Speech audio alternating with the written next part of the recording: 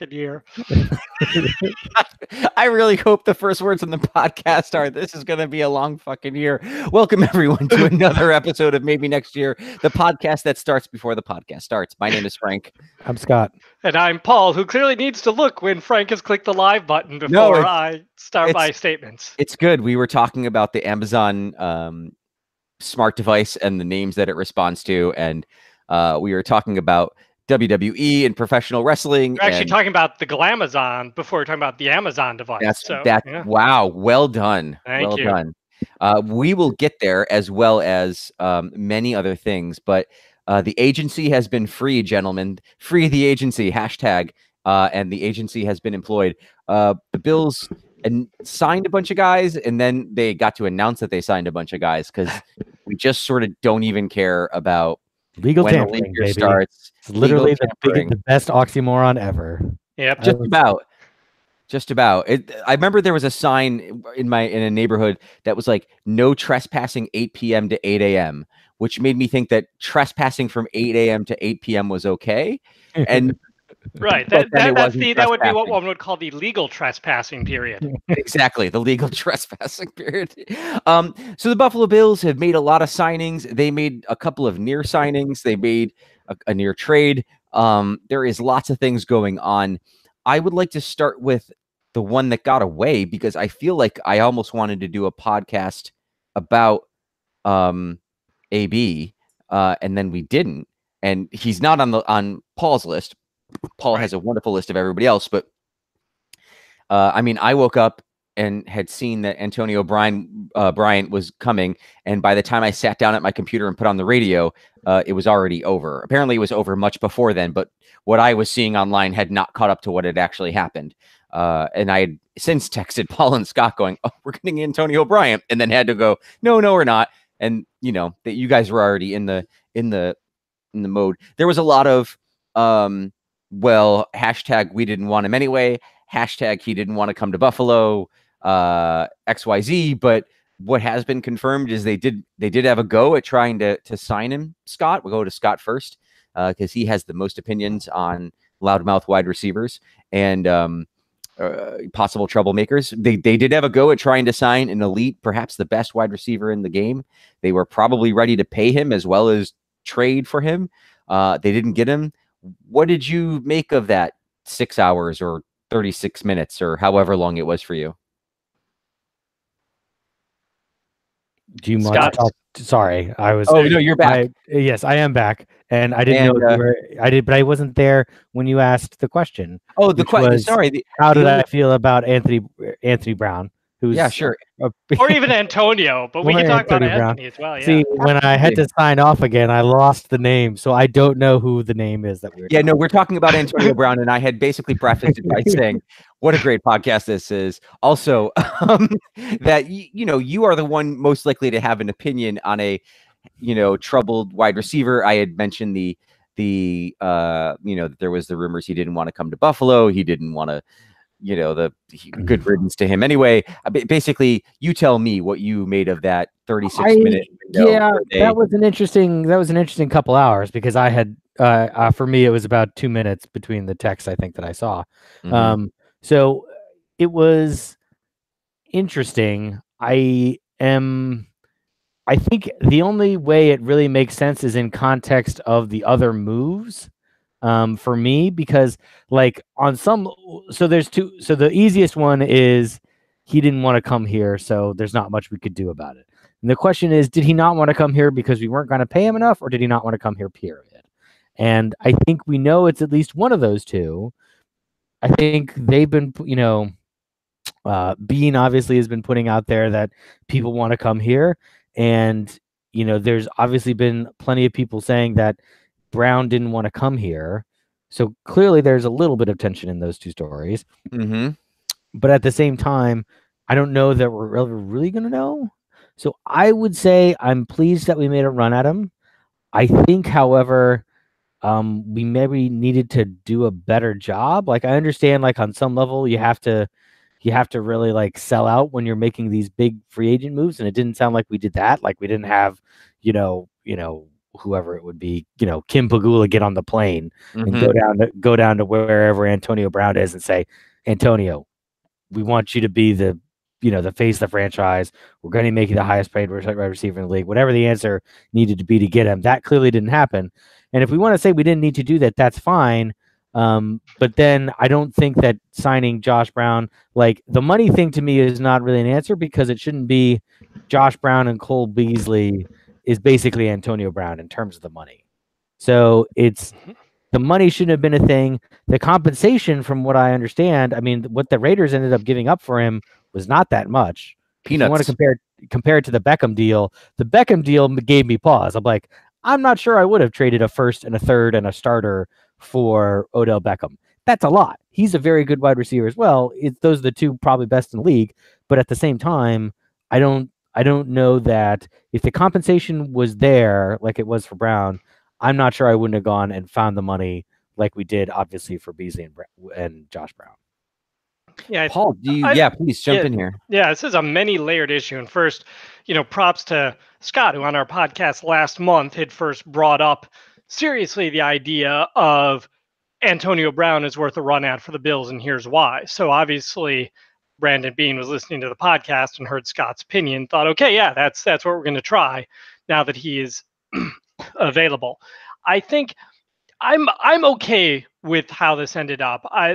Because we're not, as Scott pointed out, we're not sure why the deal didn't get closed. I personally don't think it was money. I feel like the Bills would have been willing to not only accept his contract but raise it and give him some guaranteed money up front, because we've seen them give a lot of guaranteed money up front to lesser players and lesser receivers in the recent weeks. I wonder, was the draft compensation more than Beane was willing to give up? I agree with Scott. I didn't think it was all that much to do, based on what the Raiders gave up for him. I think the Bills should have been willing to do that. But that said, I don't want to judge Beane too hard here, because we're not in the room. Maybe Antonio is pouting saying, I'll never play in Buffalo, or maybe his attitude about it when he was approached by the Steelers about the trade was crappy, and that got back to Beane. All sorts of things could have gone on. So I'm going to take the very basic opinion that Scott had expressed and others have expressed. I think Beane did a great move, not just doing his due diligence here, but taking the extra steps to make the call to get it close enough to a trade that people were telling Ian Rappaport that it was pretty much going to be a done deal and that Brown was coming to Buffalo, that my nephew was texting my wife at 7:15 in the morning saying, congratulate Paul for me, that, Antonio's going to Buffalo, and then finding out through Frank's text a few minutes later that it wasn't the case. So I'm glad he did that. I'm glad the run was made. At the same time, I think the Bills can be successful without Antonio Brown. So I'm somewhat disappointed it didn't work out. It doesn't kill my opinion of Beane or what he's done this offseason. Yeah, for some people it was a good moment that they had tried to get him, right? I mean, they were sort of happy that he took a run at him, and I think that there's some value in that. I guess I was a little skeptical about who released the info, because a deal was getting done, and then information came out overnight before it was done that a deal was happening. And I don't know who releases that information. Does Buffalo do it to try and make it happen?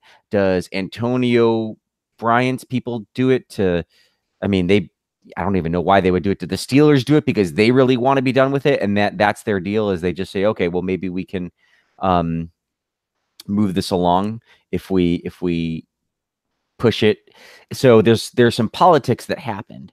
I sort of agree that I think Scott was saying, like, it's sort of unlikely, at least in my mind, that they were going to trade for him and didn't know how much he was going to be asking for, right? Like, I think when you make those initial inquiries, somebody in Pittsburgh is saying, the problem is he wants this guaranteed money and his contract change, and the only way he's going to do it is if you paid wide receiver, right? If you make him the highest paid wide receiver in the league, etc. And so if he doesn't do that, then then I think that you were probably wasting your time. But they took a shot at him. My guess is more than like not wanting to come to Buffalo because it's Buffalo. I think that you probably, if you're Antonio Brown, don't want to go to Buffalo because A, there's not a big championship likelihood, and B, you don't know who's throwing you the football. And I would believe that if he didn't go to Oakland, because I don't know what the hell is happening in Oakland. Maybe he's willing to put up with that for, maybe with California's Sun, it's a different story. But anyway. Or soon to be Nevada Sun after this coming season. Since they're moving to Vegas. Exactly. So my thoughts are basically that, I don't want to be like sour grapes guy and just say, it was never meant to be, and he's a jerk for not coming, and we're better off without him. I don't think that's true at all. I would have been very excited to have him come because I think that would have helped a lot. But he didn't come, and they made an effort to go get him, and it didn't work out. But I think that puts a lot of things on the table for Bean. I think it also puts on the idea that maybe they realize that you don't go get Antonio Brown too if you don't think that you don't want to pass the ball to him 100 times, let alone, the rest of the team. So basically I'm saying I don't think you try and sign Antonio Brown unless you're planning on passing the ball more. And so that's a good sign too, in my mind. Let's move on though to some of the people we did sign. So the Bills managed to sign. They had needs on wide receiver. They have needs on the offensive line. They have needs at tight end. They have needs at running back. They have needs at other places. Which signings should we just go in order? How do you want to? You know what, Paul? You put this together. How do you want to do this? Yeah, why don't we just? I think it might just be good to talk about. Let's talk about free agent. Well, why don't we talk about the wide receivers? Why don't we talk about Morse first because he's the big catch, and then do the wide receivers, and then do everyone else because everyone else is just depth guys, pretty much. Sure. All right. That is how we'll do it. One, by the way, speaking of the Raiders, they have come to an agreement with Vontaze Burfict. We have found out in the last 7 minutes. So they're all over free agents. I know Eric Wood was sort of saying that he wouldn't have been sad if the Bills had took a run at him, but. Right. And wasn't Burfict the one who leveled Antonio Brown that playoff game and that led to all that hubbub years ago? He's a dirty guy. Yeah. Yep. Boy, crazy. Anyway, so let's start with Morse. I think you look at all the other signings, they are all not bad signings, and they're good signs, and we'll get into those. I sound Trumpian, so I need to watch my phrasing here. But Mitch Morse, this is the crown jewel of what they were trying to do. This is that mobile center. And we'd referenced on this podcast a month or two ago an article in The Athletic, and I'd mentioned this on Twitter too, where former Rams general manager Charles Army had said, I would address the offensive line through free agency if it's available at tackle and center. The lack of a center will hold your team back. I would get guards in the draft. You can get by developing guards on the run. But, it's hard to develop a center and tackles on the run. So they waited for Kansas City to develop this great center. Everyone was saying it was going to be Matt Paradis or Paradis or Paradis. Now we don't have to worry about how pronouncing it. But Paradis. Yes, I don't know. Paradis. But apparently the Bills had their eyes on Morse the whole time. He is that quick-footed interior lineman that they seem to value, that guy like Eric Wood who can get out there when you run a sweep and block. He's gotten extremely high reviews from other general managers. He's well regarded in Pro Football Focus. The only concern you have to, unlike the other ones, one, this is not as easily contract controlled. You are still going to be paying him a good wage in 2021 and 2022, and that could be an issue, not because I don't think he won't adapt to the Bills system or culture or not live up to a contract of being one of the league's top centers. His injury history, specifically the 3 concussions at this point, definitely give me pause, because once you have had 3, according to most articles, you're about 3 times more likely to get one. So that to me is the big concern with Morse. That said, to me, this is a very exciting signing. And then you've signed a bunch of guard and tackle depth, which you can which we'll talk about later, and you have the draft coming up. So I think to me, this was just an absolutely huge step toward rebuilding what was a terrible offensive line last year.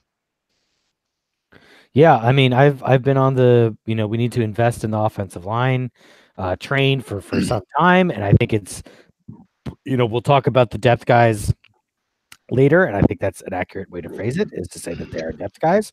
Mm-hmm. But I think Mitch Morse is definitely not a depth guy. He's obviously like, yeah, he's not going to be backing up NFL. Bodine this year. Right. Yeah, no, he's a professional NFL starter.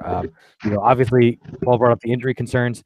You can't really discount those. It's obviously just anything you're going to, pretty much any guys you're signing from the free agent history are going to have some injury concerns. Obviously, the concussion one is bad because it's easier for that to be kind of career ending very quickly. If you get one, honestly, more, you have to start thinking about that kind of stuff. But I think given the depth given the amount of centers who were out there on the market, which was not that many, Paul kind of mentioned Paredes and that being the only other option. I think this was a good signing. He's obviously on the younger end, which is good, which means he'll be there for a while. I think center's a good place to invest because in general, offensive linemen, I feel like are better free agency kind of choices because you can get people who have proven their ability to handle the league. Whereas, it's easier to kind of find guys, I think, in the draft who are, can kind of come in and do one or two things well. And I think the other big thing is obviously this hopefully will take some of the burden off Josh Allen in terms of having to run the protections, run the offense, and that Morse can, as a veteran, can kind of handle that.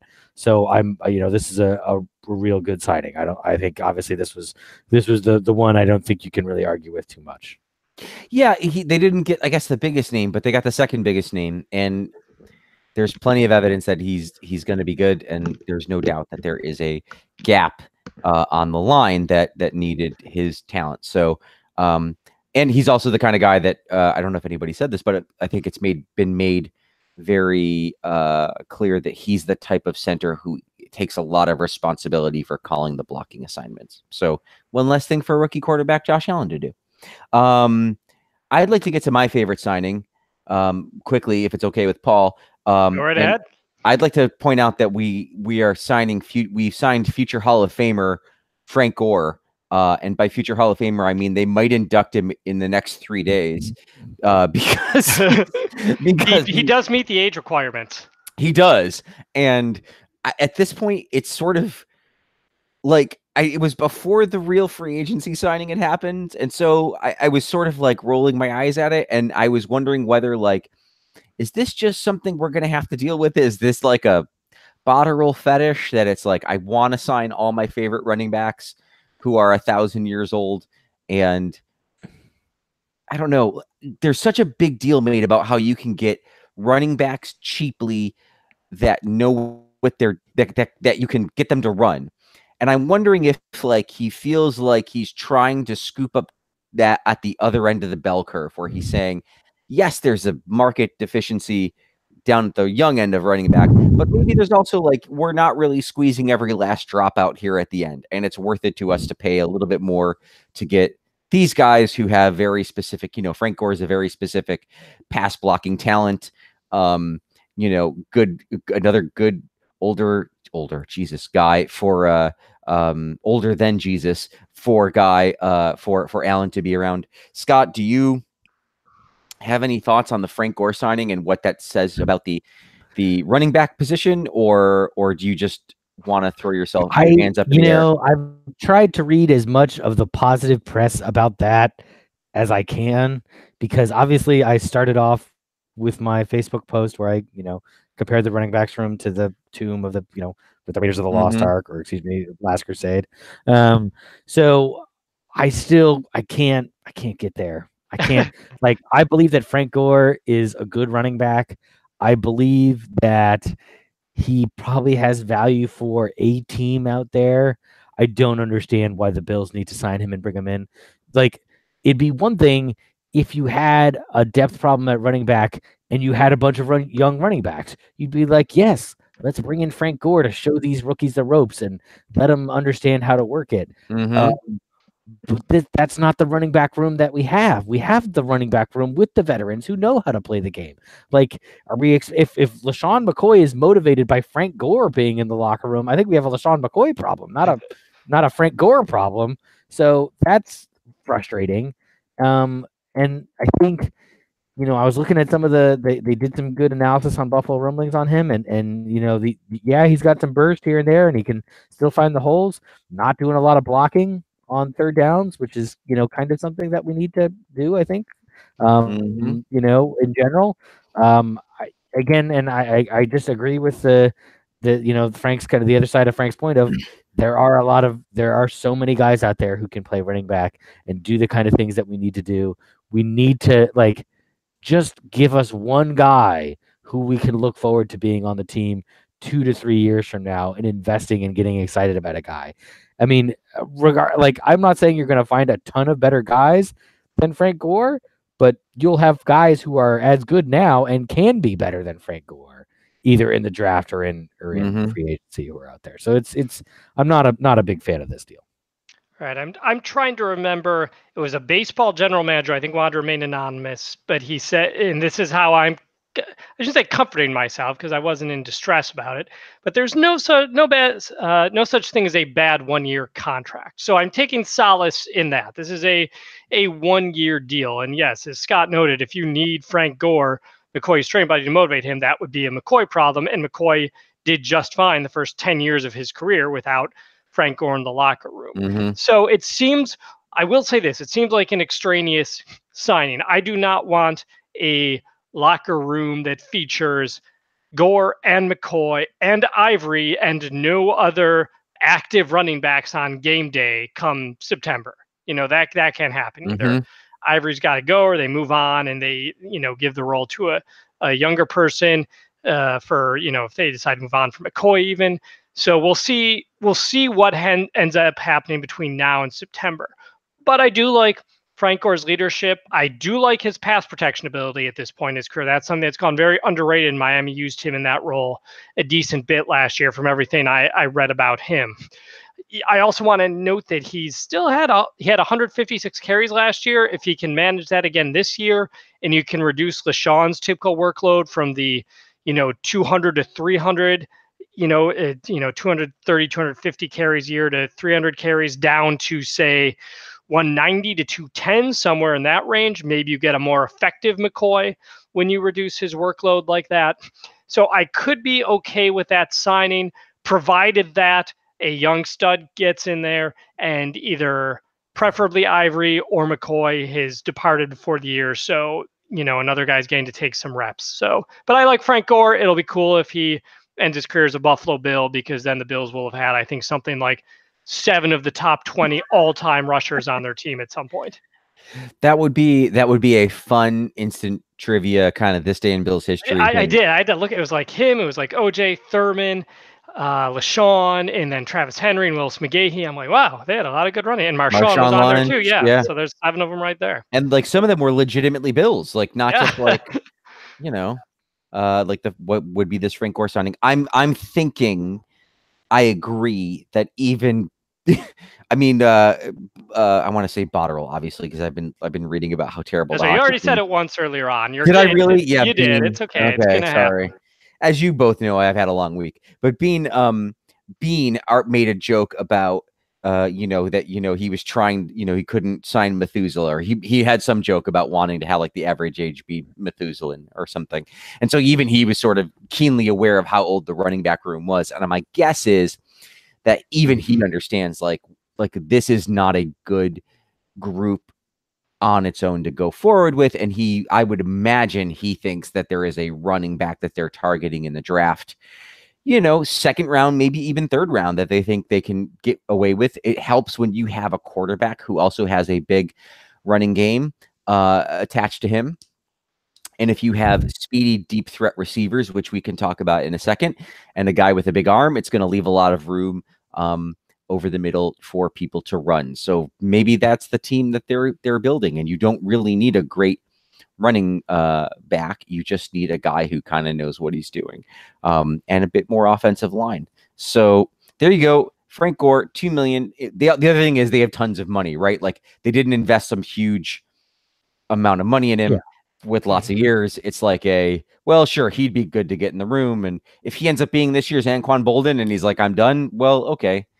I guess that's just par for the course these years. We just always sign a guy who ends up not wanting to play. Who else let's talk about the receivers as a group, I guess. I mean, we'll talk about John Brown and Cole Beasley, and we'll throw in Tyler Kroft, who's not really his job is to line up on the line of scrimmage and catch a ball, so we can call him a receiver. Okay, so those guys, Brown and Beasley and Kroft. Beasley, an over the middle guy, what Bean said about him was if you need 6 yards, he knows to run 7, and he doesn't have a lot of third downs where he's not, running the wrong way. Brown, I think, is the speedy guy. He wants to match up with, who's our other guy from last year? Robert Foster, thank you. And they both want to go deep, which hopefully would give Beasley some room and or Josh Allen some room. That seems to be the plan. We're again, not top receivers. They went for Antonio Brown, not top guys. There weren't really top guys, but I think in my mind, I like the Beasley and the Brown signing. Not a ton of money, 3 and 4 year contracts, coinciding with how long is left with Josh Allen. So if Josh Allen doesn't work out, you're not tied to these guys much longer than that. And same with Kroft. Paul, why don't you give us your thoughts first on? Yeah, and I really like these signings in this view that this is supplemental to things they will be doing in either this draft or next year's draft. And they've I like the way they've structured the contracts as well. So I would, for the upside of these receivers, okay, for one thing, I think this is a strategic signing because with Sammy Watkins, with Calvin Benjamin, et cetera, the emphasis was on getting big targets. Now with John Brown, with Cole Beasley, even Isaiah McKenzie still being on the roster, et cetera. Now they seem to be looking for shifty guys who can create this immediate separation, get visibly open quickly. And what we've learned about Josh Allen is he likes to throw to guys he sees are open. He seemed to struggle to throwing to them when they're covered, as they say. He didn't seem to have the confidence to quite do that. So now with this shift, you actually see the Bills offense looking to play to Josh Allen's strengths. So I really think that can't be understated with the 2 receivers that they have chosen to add to this. On the downside for these receivers, as a cursory review of their stats can show, the Bills aren't getting game-breaking wide receivers here. Their numbers aren't dissimilar to Zay's last season. They're very similar to Jeremy Curley's 2016 stats, and he was cut very early last season. And they're both older running backs. That said, I think at the very least, this creates some great competition at the wide receiver position where you're going to have, 6 to 8 guys with, Brown, Beasley, Foster, Zay, McKenzie, Duke Williams, the receiver Duke Williams, maybe a draft pick, maybe Andre Roberts, who they picked up as a kick returner, gets involved. And maybe they give the best 5 to 6 job to those guys and 3 or 4 get significant playing time. Regardless, the whole point to me is Josh Allen is going to have a much better receiving core this year. And the last thing I'll note before Scott adds his thoughts on free agency here is I personally would not expect either Cole Beasley to be on this team during his age 33 season when his contract expires, or at least by then he'll been relegated to a minor contributor role. The greatest slot receiver in years has been Wes Welker, and his numbers really started to dip severely in his age 32 season. But again, contract is structured in a way where the Bills won't have a ton of dead money as a result because they gave him a ton guaranteed this year and some next year and didn't give him a huge signing bonus. So I think a smart signings at the receiver position overall. It makes them better. So I will use this time to do my kind of more strategic thoughts about free agency because I think this is the easiest way where you can see how the strategy that they've built in kind of plays out. Because Bean has been very clear this whole time, and McDermott, that you build through the draft. And that's clearly what they have decided to do is they've made a lot of fairly conservative free agency signings designed to help fill holes so that they can claim that they can then go into the draft and just take the best player available because they don't have any more needs. And I would say that that's not really true because they obviously do still have needs. But obviously, every team has, the Patriots would say they probably have needs that they would need to address to a certain extent, one way or another, in the offseason. Yeah, they need another finger to hold all their fucking rings. Sorry. No, it's an excellent joke. Where I was going to go though was, so that makes sense, and I think these two are kind of, so if you look at the Croft signing. The Brown signing, the Beasley signing, they're a little bit, we're not overpaying for these guys other than the extent that everyone kind of overpays in free agency because very rarely do you get a lot of bargains in free agency. That's just how it is. They're not overpaying for them. There's some options for the team. Again, like Paul said, there's 3 years from now, there's a chance neither one of them could still be on the team, or 4 years. And that means, we could burn this whole thing down 3 or 4 years from now, and it wouldn't be the end of the world. We'll at least have a little bit of chance to see how this plays out. But that they're really trying to make sure that they clear the deck so that they won't have a lot of talent or a lot of investment on free agents that may not work out well. These are two of the bigger risks that they took. They're still fairly conservative risks. I think Josh Brown's a good player. I think he's also, something Bean has said is that, he's not quite sure that, NFL teams need the traditional number one wide receiver. That clearly is borne out in the sense that they didn't sign Antonio Brown or trade for him or bring in Odell Beckham, but they did kind of acquire two guys for about the same price. That said, me personally, I don't know how Cole Beasley fits in this offense, because isn't that the whole point of Josh Allen, is he can just throw it downfield? Like, isn't it that it's going to be more consistently hard for him to make accurate throws in traffic to get that 7-yard out when the guy's right on Cole Beasley's hip, because Beasley's not going to be able to get that much separation. You just need to get it to him right on a spot and then he'll catch it. So I'm a little questioning of the Beasley move. And the Croft move is just, to me, like, at the point we're in the just a guy kind of phase of free agency. And pretty much everyone we talk about from here on is just a guy. And Croft is a guy who's, if you talk to some people who did the analysis, they say he's a good blocker. If you talk to some of the people on the Cincinnati Bengals, SB Nation page, he wasn't a great blocker. He had one good year where he caught a lot of balls. The other 2 years, he didn't catch any balls. He's had some injury concerns. He was the second or third tight end on a decent Cincinnati team. So expecting him to come in and blow the doors off is expecting too much. And again, that's, I think, the plan. So that's okay.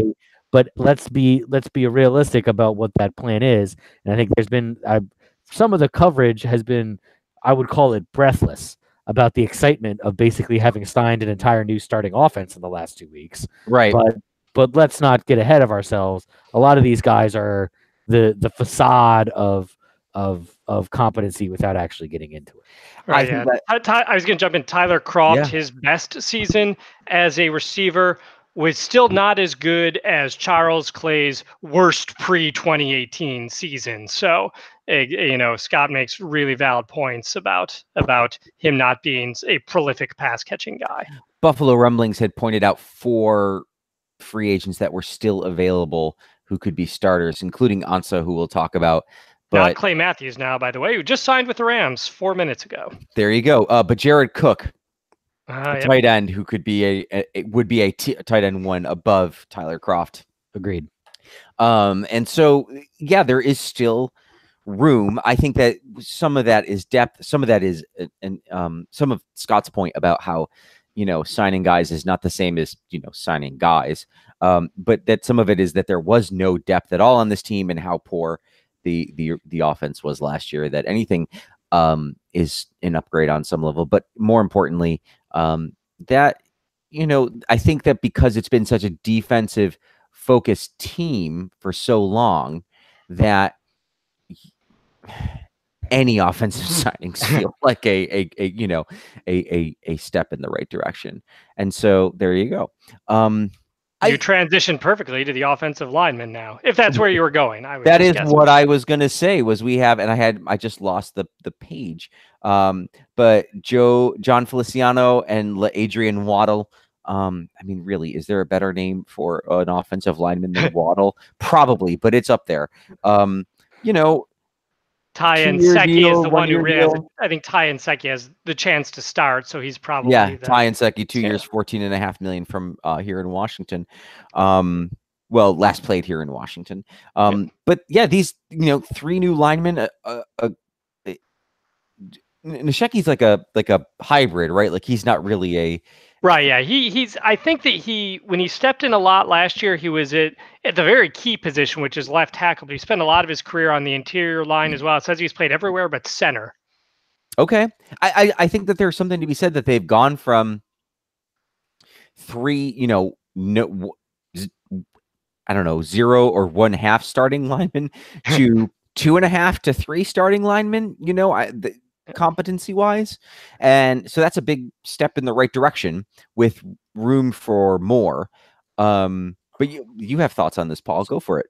Yeah, I was just going to say there's a few ways to look at it, and again, this transitions well because Scott was going to an area I wanted to go to before, which is this really, it sets it up depth-wise now, so you can look at this Bills offense and say it would take a miracle if they weren't much better than they were last year. And this is before the draft has even happened, which in theory allows you to take the best player available. I won't go too far down that road now because we'll have some thoughts on that later. But what I like about this is you have a lot of guys with starting experience who, again, you've structured their contracts wisely so they get a bunch of guaranteed money this year. And then if you need to cut loose, you can.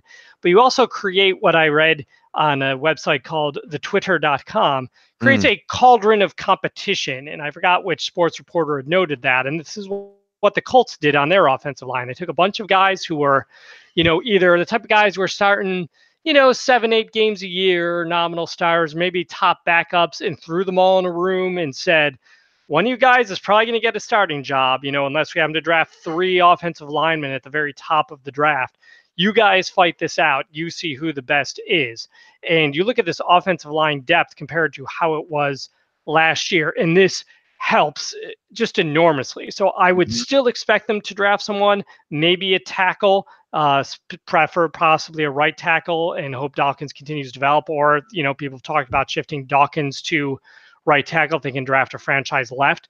But I think it's more likely they would draft on the interior of the line. So now you've got one of those guys fighting with John Feliciano or Spencer Long or Adrian Waddle. And then you have Ty Nsekhe, who had probably by most reports his best year last year in his 30s and doesn't have a lot of mileage on him for a guy who's that age. So I think most of all, I like these signings on the offensive line because I think we're going to see this help Josh Allen enormously. But I'm still going to make the note, I really do hope they still draft some interior linemen to, help with this competition. So I'm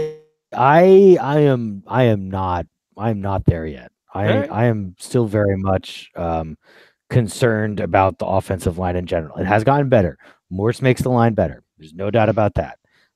If you want to say that they might, if they go out and right now, I'm grading free agency on a curve at about a B, under the theory that we're not trying to basically, I would call it, we're not trying to win the war in free agency. This is a holding action, a supporting action, so that we can get into the draft, make some good picks there, and that's how we get the team to a better position. This is just a lot of guys who are kind of designed to help us win in the immediate future, just because we need bodies on some level. I'm not viewing any of these as really moving the needle forward.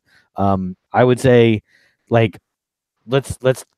So if you want to talk about like depth and experience, so I think the number was John Miller has started 47 games for the Bills. Obviously, he was a 3rd round pick. Obviously, when we drafted him a couple years ago, so he has started as many games as Waddle and Nsekhe put together.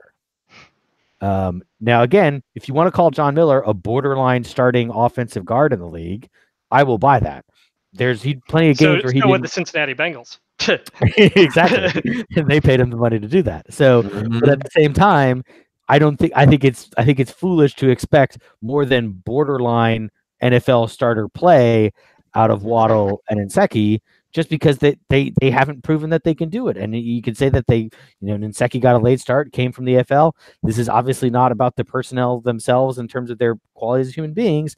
It's just about what they can bring to the team this year. I don't think it's fair to expect them to do more than that and to say that the line has gotten a lot more depth. Feliciano never started. Groy at least started 16 games for the Bills, the Steelers at various points in the career. Obviously, Bodine has started for some games for the Bengals as well. Freaking Jordan Mills has started like 60 or 70 games. And again, like, it's not to prove that these guys are good players. I'm just saying, like, we had plenty of borderline guys last year, and the line was terrible. So now that said, Morris makes the line better. If we get another tackle, if we get Jonah Williams in the draft and he's the new starting right tackle, I feel a lot better about the line, because once you get three guys in there who are kind of starting caliber quantity, you can start to hide some of the faults a little bit with the other guys. There's less weak points and it's less of just a constant sieve. You can have the back chip somebody, you can double team somebody else, and you've kind of figured out your line for the pass protection. You can do some more things. Right. We didn't notice Miller and Mills much when they were next to Wood, Incognito, and Glenn. Right. It's a good point, because you can slide the protection. You can do things to help these guys. But when the whole line is a sieve, you can't do that stuff. So we're getting better. I will buy that on the Morse thing, but I don't. These are all, to me, these are all, again, like I was saying, just a guy. These are just guys we plugged in. The Feliciano signing, our new offensive line coach was out in Oakland. He liked Feliciano out there. He brought him with him. Like, it's not, I don't know that Feliciano is going to be any better or worse than John Miller, just because John Miller, whatever, his contract was up and the new offensive line coach wanted a different guy. Like, sometimes it's just that simple. So I want the team to be better. I hope it will be better. If we go out and spend a first round pick on a defensive tackle, then I'm very frustrated under the idea that we think this is going to work on the offensive line. So I'll just put that marker down now. Okay. Kevin Johnson is left to talk about. Yep. The band Andre Roberts. Yep. And John Miller's gone. Yep, that about covers Bill's trades. Yeah, John.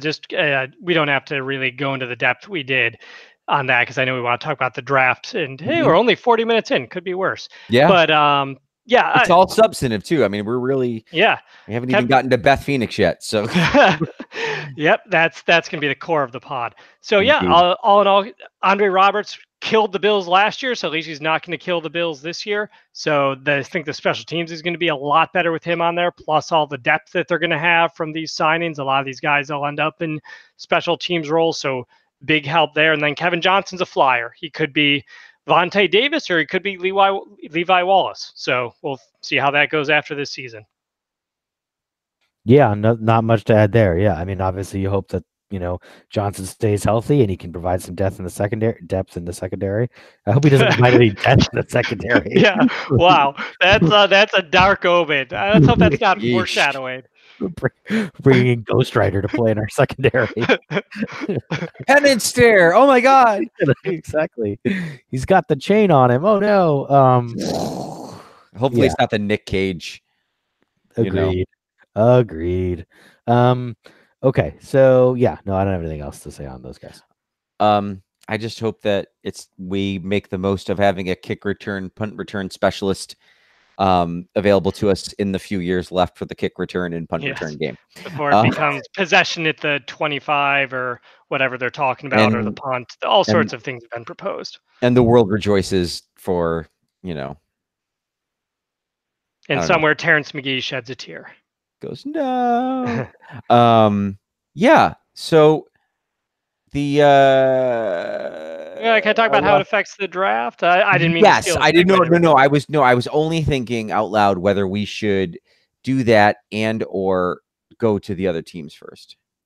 Yeah, we might as well stay with the draft. I wrote the agenda in kind of a haphazard fashion, but I think because Scott's already alluded so heavily to some of this, maybe we just jump on. All right, then the draft. We're picking 9th and 39th or 41st or something. how does this affect the draft?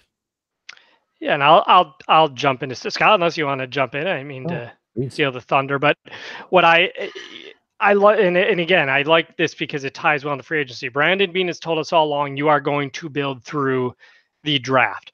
Free agency is over, and what I've liked about the approach, and Scott mentioned this earlier with some degree of skepticism, is that it does allow you to take the truly best player available in the spot. And I would agree to the point where I would be okay with any position player the Bills draft except quarterback or a special teamer, kicker, punter, long snapper in that position. Even in a spot like running back, if you can get a Saquon Barkley type to help you in a division that now has Le'Veon Bell, and that helps Josh Allen out immensely, even though it says, oh, you can get better value for running back in the later rounds, I'd be fine with that. Game-breaking tight end, that interior offensive lineman who, as Scott said, then pushes some of these other guys into being depth. Now you have 3 really quality linemen up front. Another wide receiver, because you've got a bunch of guys in their late 20s or early 30s, and then a bunch of young guys who while they've shown flashes are not proven.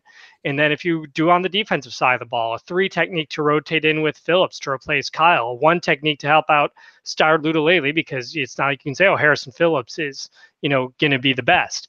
A pass rusher with Hughes on last year's contract. A line, literally any position, I would be, safety might be questionable, but really any position, I would be fine with them. So I really like that the approach they took allows them to do it, because I feel last year with what they did in free agency, we thought, okay, they've done this and this. Okay, can't wait to see what they do on the offensive line or at the wide receiver position in the first 3 rounds, because they're so dead there. And then they drafted no one at those positions in the first 3 rounds, focusing on Josh and the defense.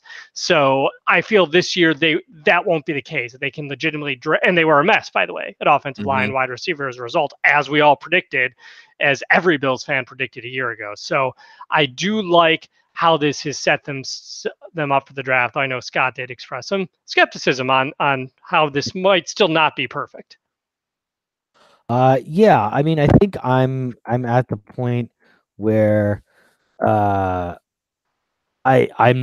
feeling better about the team, but I'm still not really functionally changed what I think the priorities need to be.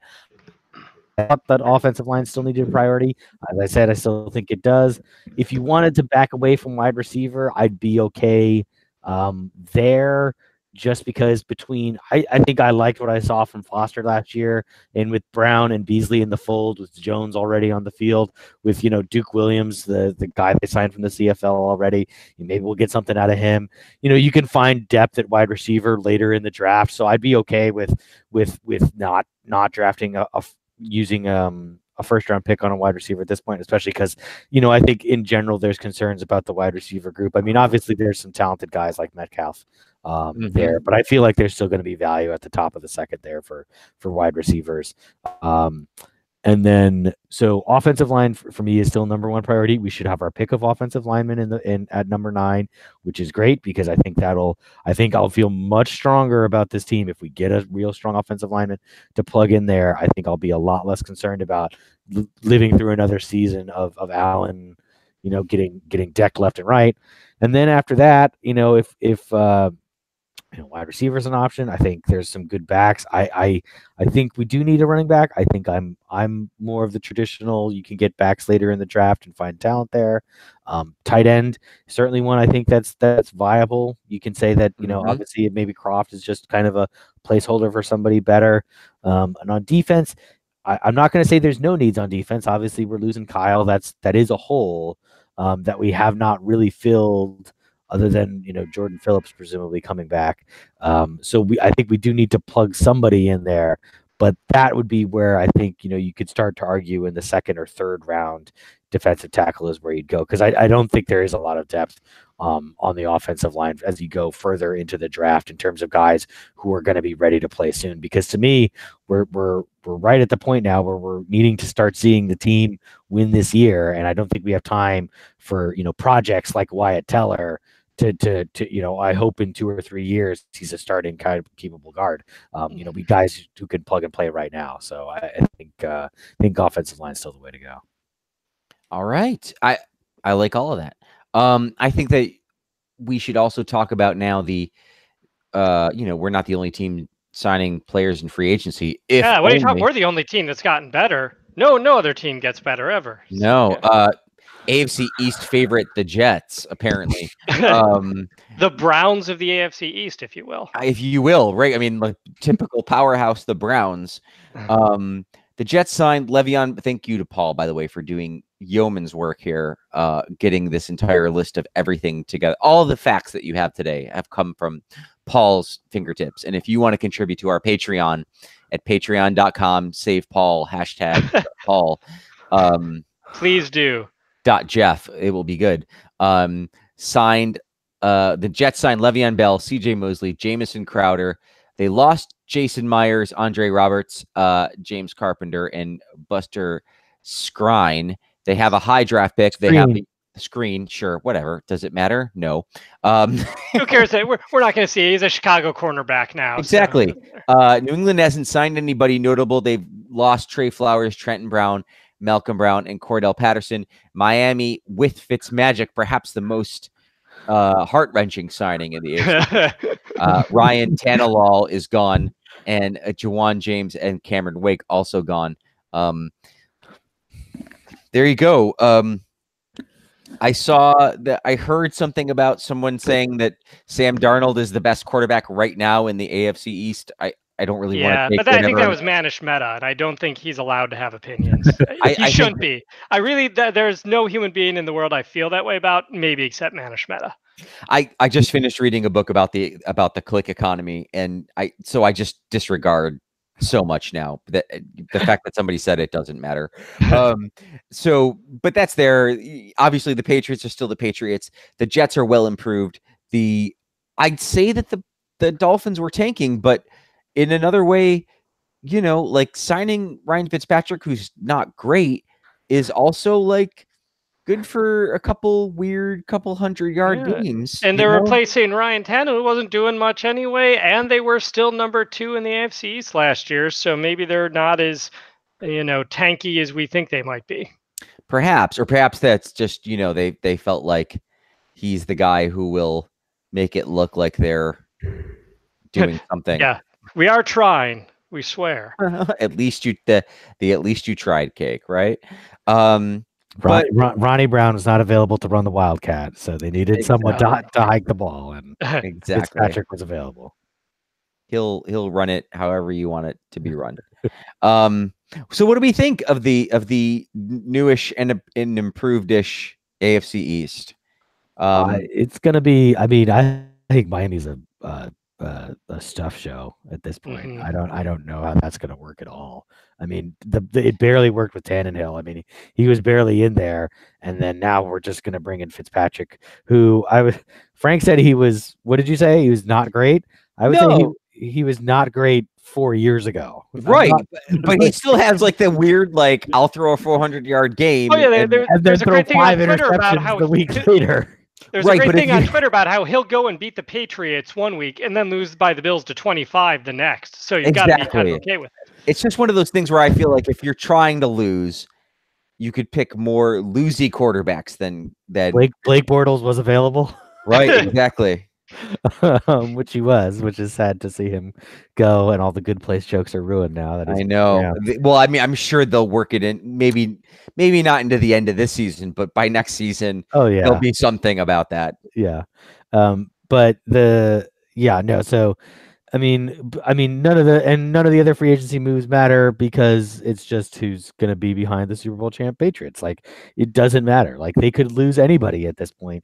Trey Flowers, Trent Brown. Like, Trent Brown was a guy who they just signed off the scrap heap a year ago because their previous left tackle, Nate Solder, had went to the Giants, and it was like, oh, the Patriots may not be as good without Nate Solder. Nate Solder goes on to do terrible for the Giants, and then they bring in Trent Brown, and he continues to he has the best season ever, and now he's cashes in. They're calling it like the Patriots, pump up or whatever. Matt Castle got all the money from the Chiefs, remember, after he was traded away. Yeah. It's Danny Amendola or whoever you want to say. There's two guys they can't lose: Tom Brady and Bill Belichick, and that's indefinite, right? Like, there's no real sense of how long that will last. But yeah, it's pretty much. Yeah. It's we're all just playing for second place. Now, that said, it might be a little more interesting. At least us and the Jets have now put together enough talent to where it'll look more interesting when we're playing. Mhm. I'm not excited to see Le'Veon Bell in our division. That's not going to make things better, certainly. But there's still a chance that team could just collapse on itself in a huge pile of smoldering ashes and infighting and New York media pressure. So It is the I think Jets. it is the Jets. So we'll see. Well, I think it'll be interesting.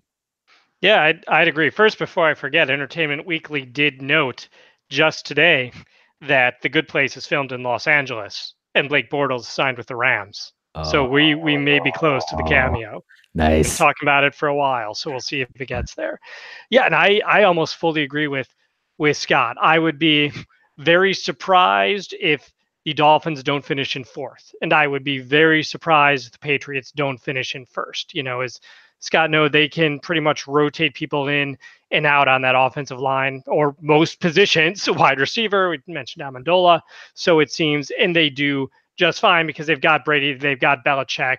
They stay true to their themes and also to their approach of let's not worry so much about what we're doing, but what is our opponent doing and how can we, put them in a position where they can execute like they want to. I think it's going to be a really good battle for 2 and 3 and for the future. I would love to see a Bills Jets rivalry because we haven't really had one. Those two teams have not been good at the same time since the early 1980s.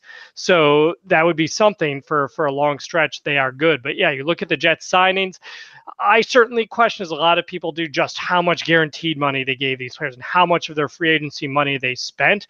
But there is no doubt that compared to what the Bills got in free agency, they have done a better job of setting them up for immediate help before the draft than the Bills have done with Josh Allen. So kudos to the Jets for taking that bold approach and for at least being competitive this year. So I think, year to year, if you look at it, almost every team gets better. A team that was, 4-12 last season could probably beat their same iteration of the team, 8 years before if they were 12-4. Just saying, like, teams get better as time goes on. So I think everyone's gotten a little better except Miami. And, I think the Bills and Jets have made moves toward getting a lot better. And I think it should be a very exciting. I think we'll have some exciting games between the Jets this season.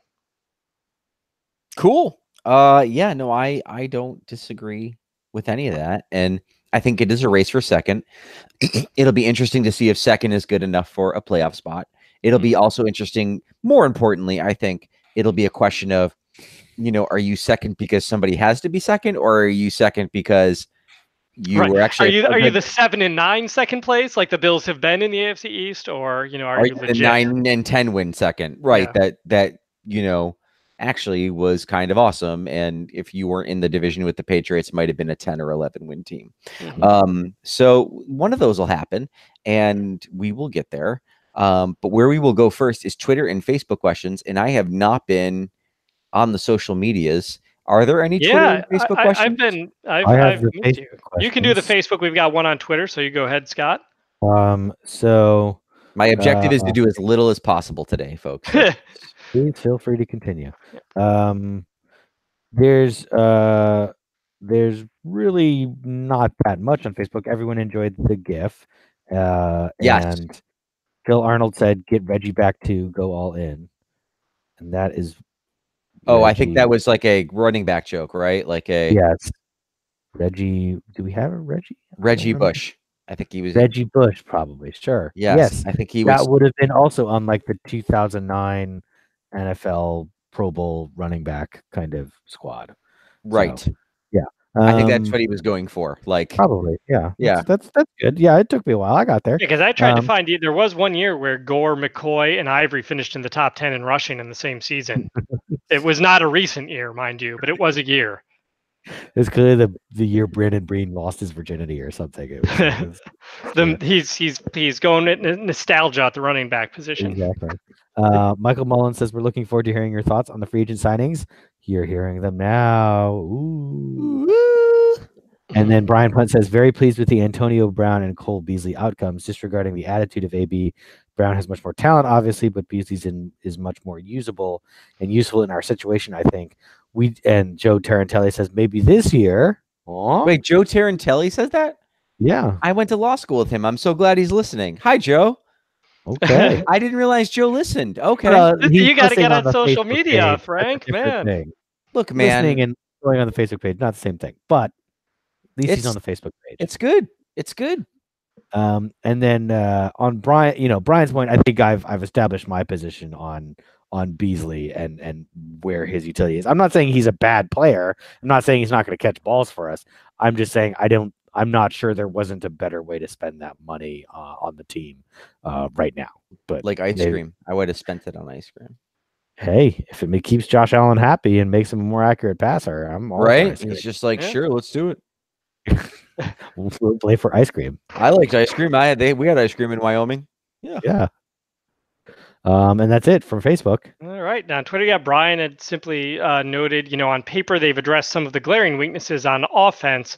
Would like to, and we talked about this briefly, but not in depth, would like to see a pass rusher picked up, but without throwing Mario Williams money at them.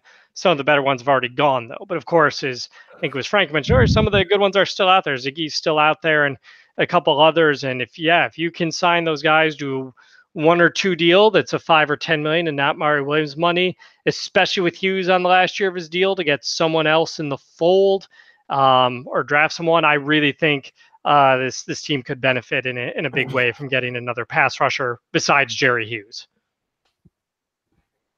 Yes. And that's it for Twitter. The Stain Bills history. Yeah, or even the Stain Bills headlines will do. Yes, so, if the H is, right. No, I know. I'm gonna screw it up and say it wrong about 5 times myself. So I do not judge. The previous headlines are history. They are. So it's not wrong. Yeah. It's just not the title. Yep. Before we get started, I just want to share with you guys 3 headlines on this day in 2017, which are not part of the trivia portion, but which are worth mentioning. One, and this is all the same year, mind you, 3 reasons the Bills should draft Pitt QB Nathan Peterman. Actual headline number 1. Wow. Actual headline number 2. Buffalo Bills Sean McDermott claims he's on good terms with Doug Whaley. And then the moles. Third one, which is interesting, Texas Tech QB Mahomes, an intriguing draft prospect for Bills. So it was those were all ones I couldn't come up with trivia questions for, or didn't want to do trivia for. But yeah, those were those I found interesting. So mad. Fourth headline. No way Hillary can lose. Fifth headline. Fifth headline. A 16 seed has never beaten a 1 seed, nor will it ever. Exactly. Like it's UMBC. Unsinkable. So I try and if I find some more of those in the future, I'll bring those to your is, attention too. But that's why we love the segment. Yeah, right, exactly. March 19th, 2017 was a gold day for headlines. That's for sure. Takes exposed, right? Like, hey, we just definitely had a moment there. All right, so we'll start off couple easier ones to start, and then we'll get into some tougher ones. All right, March 19th, 2018. Buffalo Bills reportedly hosting free agent center blank. Russell Bodine. Scott beats Frank to the punch. Yeah, you did. Right. My punch was beaten. All right, we do have a 2017 headline that it will be part of the trivia. Bills blank found Seahawks decision to let him go an interesting move.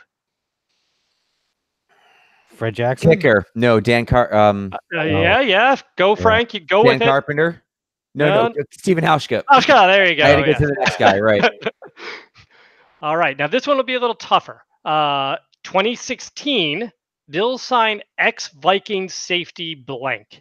He only played for the Bills for parts of 2 seasons. He started 2 games, but became largely extraneous once Hyde and Poyer got aboard. Former Viking.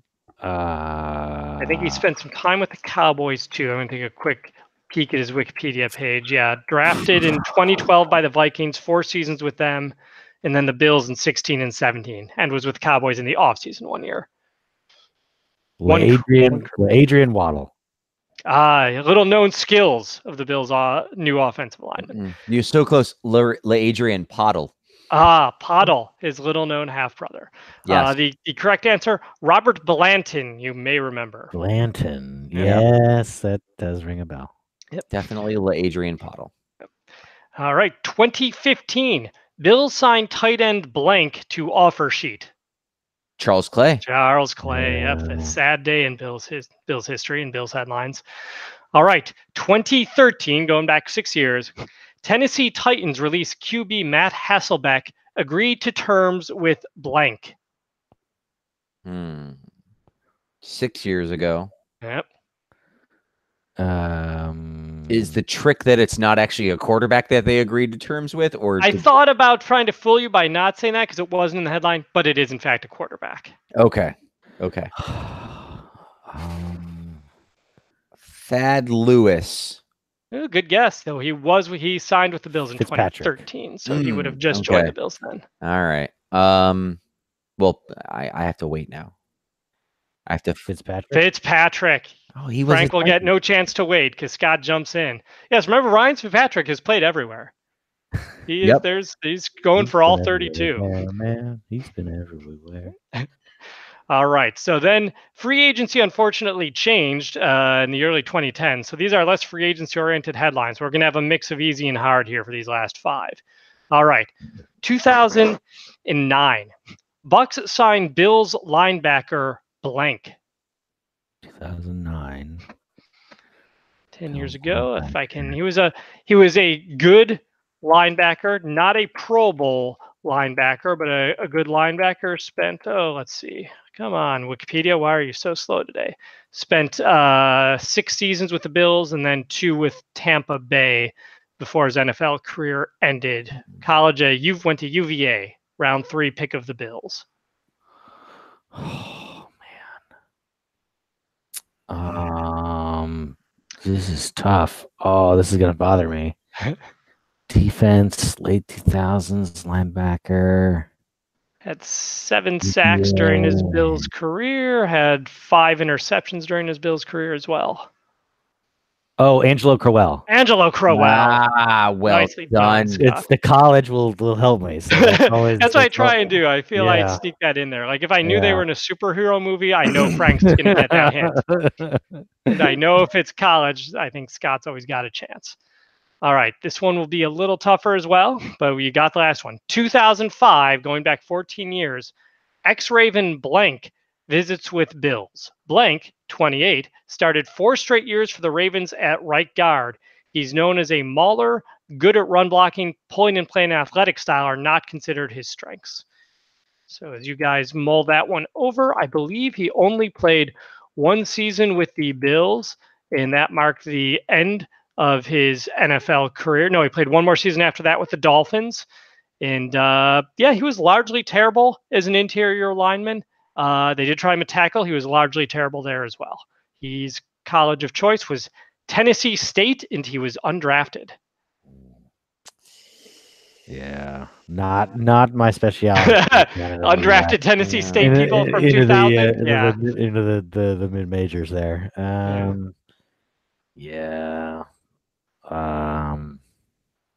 Let's see. I'll try and give the ultimate hint here. I think Elton John would have preferred he signed with the Jets.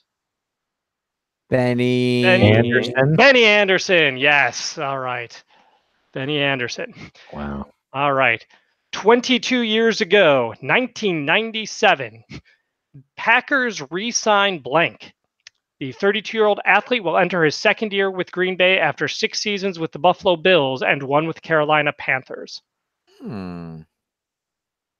If you need a position, let me know. I just read it and it said 32-year-old athlete, but position would help you immensely if you need it. The end or linebacker? It's not. It's an offensive position. Wide receiver. His son plays in the league now. James Lofton. Yeah. Keep going with that. Don Beebe's Don Beebe, yeah. Don Beebe was went to the Packers after. But too. Remember, he won a Super Bowl with the Packers, and he returned a touchdown in the Super Bowl. Right. That's right. I had it backwards because James Lofton started as a Packer, and I was wondering if I Nice. had confused the two of them, but I didn't. So Yes, you did the reverse. His son Okay. Chad has 4 career catches with the Vikings. All right, a couple to go here. 1996, Buffalo Bills signed linebacker blank from the Detroit Lions. Chris Spielman. Chris Spielman. You Yeah. guys are on fire today. All right, we're going to jump forward to 1997 because I need at least one depressing highlight each time. Buffalo Bills linebacker blank arraigned Tuesday after he went into a violent rage following an argument with his girlfriend. Blank, 24, a third-year linebacker from North Carolina State, had to be subdued with pepper spray prior to being arrested at his apartment in the Buffalo suburb, Cheektowaga Police Lieutenant Rusinski said. Covington punched holes in the wall and tore doors off. Oh, I gave his name. Yeah. Covington. Damian Covington. Yeah. Yep. Yeah. Who I could have a this day in Bill's headlines for him really every week. He was always doing something. So, but he didn't spend 3 years in prison as he could have. All right. Last one. 1993, 26 years ago today, Buffalo Bills free safety blank will receive the organization's Man of the Year award.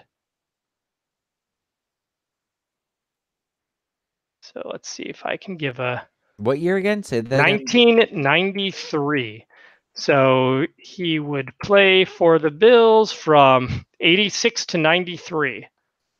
He actually not only won the Bills award for Man of the Year, but then went on to win the NFL-wide Whizzer White NFL Man of the Year award in 1993, which did not happen on this day. But yeah, he is currently... I don't want to give anything more away. Okay. He's, you know what? I'll give it away. He's currently still part of the Bills organization in a way.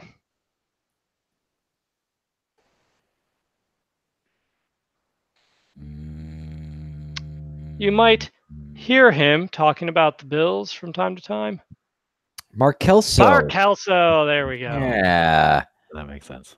Well done, gentlemen. This was you guys. I don't think there was. You didn't leave any on the table. You might have left Damian Covington on the table, but I eventually would have given away. Yeah, I don't think we would have got there. Yeah. But you got Benny Anderson, guys. So that was an accomplishment. Well, that was a pretty heavy hit, but I'll take it. All right. And that was this day in Bill's headlines for March 19th. Wow, so many great headlines. It was a good we didn't day. get to Beth Phoenix. Oh no, the Glamazon. Yeah, she's coming out of retirement. She's from Buffalo, so. And she's married to Edge as well. So good job, Mary. Yeah. I know he retired for health reasons, which was always kind of sad, but. She went to Beth Phoenix and I, both proud graduates of Canisius College in Buffalo, New York. Well, there you go. There you go. You kept saying 1997, and I had recently watched a replay of a pay-per-view from Rochester, New York in 1997, a wrestling pay-per-view. And I'm not proud. I can report that everybody was wearing clothes that they now still wear in Rochester. But it's like, it could be the War Memorial tomorrow, I promise you. So there you go. And I was actually watching a wrestling video where they were talking about the big Hogan Sting match in 97 in WCW. And it said live from the MCI Center in Washington, D.C. I'm like, oh, my Lord, you're several name changes ago. MCI Center. Oh, my. So if you're on Rhode Island Avenue near 8th Street, there's still a sign pointing you to the MCI Center. So Rhode Island Avenue, you might want to look into changing that sign. Yeah. Edge quickly, and then we'll get off of wrestling. Unless you like this, in which case you can sign up for our Patreon, in which we will talk about wrestling for you. When I went to see wrestling, I've seen wrestling live twice. Once when I was really young, and once in my 20s. And when I went in my 20s, it was in Edge and Christian were the tag team, and Edge. They had the best joke of the night. There was a lot of there was a joke where DX was walking along the Genesee River, and they were like, look at this beautiful skyline. And it was like they showed the terrible Rochester skyline. But the best joke was Edge saying, we love Rochester. We think it's so great that the camera was invented in a city with so many ugly people. And I was like, that was perfect heel work. I was like, excellent. I couldn't help but laugh. It was too funny. So we can, and if you have an excellent heel joke, you should pass it along to us at bbillsmny on Twitter or bbillsmny@gmail.com, or go to our facebook.com/bbillsmny. If you want to let Paul or Scott or I know who you think will win the triple threat match for the women's Raw tag team title at WrestleMania this year on April 7th. Yep. We can, or if you have any good heel advice, Elias is always looking for new ideas. Yeah, no, he's pretty funny. I hadn't. Okay, well, whatever. Yeah. You can listen to more of our wrestling talk in the post show. If you are, one of our PayPal subscribers. Pretty soon it's gonna be eBay. Yeah. You can download it directly from eBay by pressing. Just go to eBay and press 7. Go to eBay and press 7. You will get all of our secret recordings. You'll get a transcript of the podcast, including an upcoming screenplay with a name we cannot reveal. You have to press 7-9 though to get the screenplay. Don't tell anybody. This is like JR's line, Jim Ross's, wrestling hotline, basically. I remember they used to try. Oh my God, I'm so glad I never called those. I think about that now, and I'm like, I would have done that. Like, I'm so glad. There was no internet. You had Jim Ross's wrestling hotline or Mean Gene's wrestling hotline. That's how you found out news. $2 a minute, right? Just so your parents could fucking kill you for. What's this phone bill?